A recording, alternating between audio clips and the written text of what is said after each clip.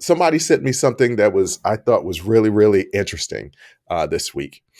And most Gen Zers that listen to this show are not going to understand what it is I'm about to say because only millennials, boomers, Gen X will understand what I'm about to say.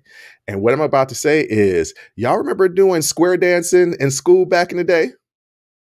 Yeah. That was a thing. A lot of people in Gen Z are like, what the hell is square dancing? YouTube it. It still exists. It's still out there. But back in the day, in school, mind you, in school, we would learn and typically in gym class as a physical activity, square dancing. And somebody sent me something that explained why we were learning square dancing. Y'all know Henry Ford? He was the founder of Ford, the cars, Ford, built tough, like all that stuff. Henry Ford was the automotive tycoon. And he was the significant influence of the popularity of square dancing. And I know y'all are thinking to yourself, wait a minute, how the hell is an automotive tycoon influencing square dancing? And then how does that correlate to square dancing in school? And Bruce, you were talking about institutional racism at first. I'm not following this. Let me connect the dots for you. It's not really that hard. In response, uh,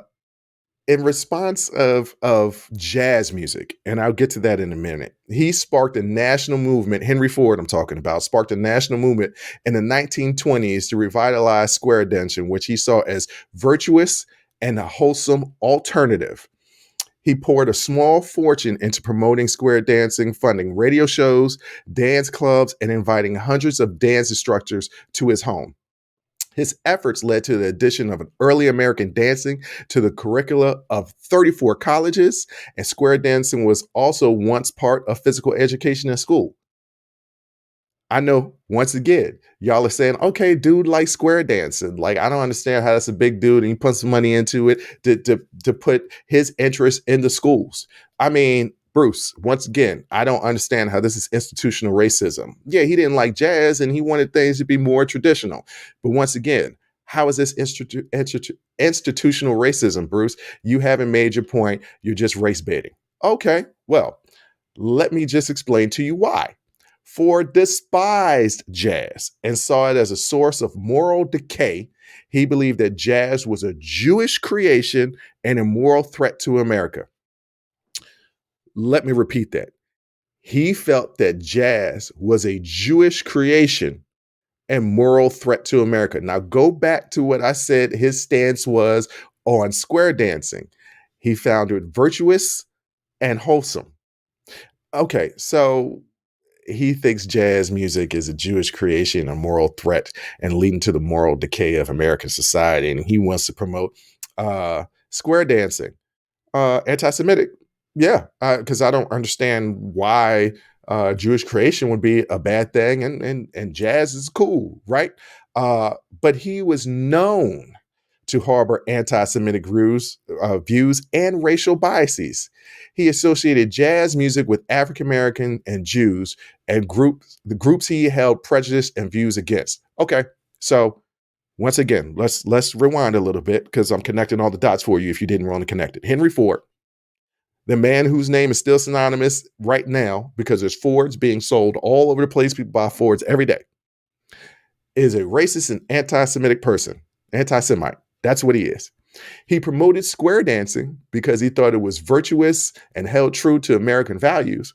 So much so that he put money into it, a lot of money into it, to fund the spread of it, and funded it so well and spread it so wide that it was actually put in the school curriculum in which everybody in America was learning how to square dance all the way up to my generation. He started in the 1920s. I was in elementary school and middle school in the late 80s and early 90s. We're talking about 70 years of his influence in our school system, not just elementary and middle school, in colleges as well. 34 colleges instituted square dancing into their curriculum. Uh, But you're saying, okay, so he was a little racist and he was a little anti-Semitic.